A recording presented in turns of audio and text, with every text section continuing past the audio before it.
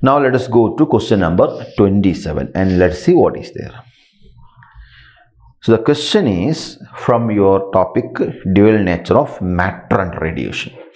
The question is, in a photoelectric experiment, a light of frequency 1.5 times the threshold frequency is made to fall on the surface of photosensitive material.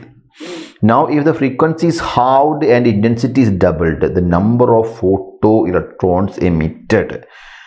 ഇപ്പോൾ നമുക്കറിയാം ഈ കാണിച്ചിരിക്കുന്ന എന്താണ് intensity is doubled, number of photo electrons emitted. അപ്പം intensity എന്ന് പറഞ്ഞിരിക്കുന്ന ഒരു കൺസെപ്റ്റും നമ്മുടെ ഫ്രീക്വൻസിയുമാണ് ഇവിടെ കമ്പയർ ചെയ്തിരിക്കുന്നത്. അപ്പോൾ നമുക്കറിയാം ഒരു നമ്പർ ഓഫ് ഫോട്ടോൺസ് എന്ന് പറയുന്ന കേസാണ് നമ്മൾ പറഞ്ഞിരിക്കുന്നത് ഇൻറ്റൻസിറ്റി കഴിഞ്ഞാൽ. ഫ്രീക്വൻസി പകുതിയാവുക കൂടുക എന്നൊക്കെ പറയുമ്പോൾ നമ്മൾ ആ ഫോട്ടോണിൻ്റെ എനർജിയാണ് ചേഞ്ച് ചെയ്യുന്നത്. അപ്പോൾ ഇവിടെ സംഭവിക്കുന്നുണ്ട്, ഈ കാണുന്ന frequency halved and intensity is doubled.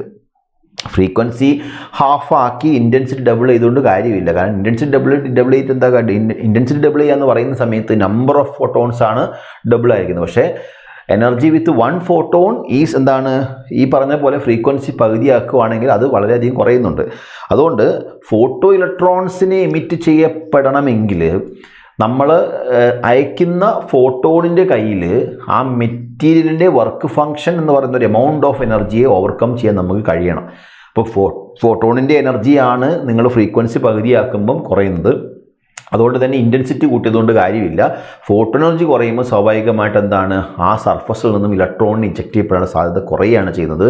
അതുകൊണ്ട് നമുക്ക് എന്ത് ചെയ്യാൻ പറ്റും, ഇതിൽ കൃത്യമായിട്ട് പറയാൻ പറ്റും, ഫ്രീക്വൻസി പകുതിയായാൽ, കാരണം ഇനീഷ്യലി നമ്മൾ പറയുന്നുണ്ട് ത്രഷോൾഡ് ആണെന്ന് പറയുന്നുണ്ട്. ഇത് ഇനീഷ്യൽ ഫസ്റ്റ് നമ്മളോട് പറയുന്ന ഫ്രീക്വൻസി ത്രഷോൾഡ് ഫ്രീക്വൻസിയാണ് പറയുന്നുണ്ട്. അങ്ങനെയാണെങ്കിൽ ആ ഫ്രീക്വൻസിയുടെ പകുതി എന്ന് പറയുമ്പം സ്വാഭാവികമായിട്ട് അവിടെ നിന്ന് എന്ത് പുറത്തേക്ക് വരാൻ സാധ്യതയില്ല, ഇലക്ട്രോൺസ് പുറത്തേക്ക് വരത്തില്ല.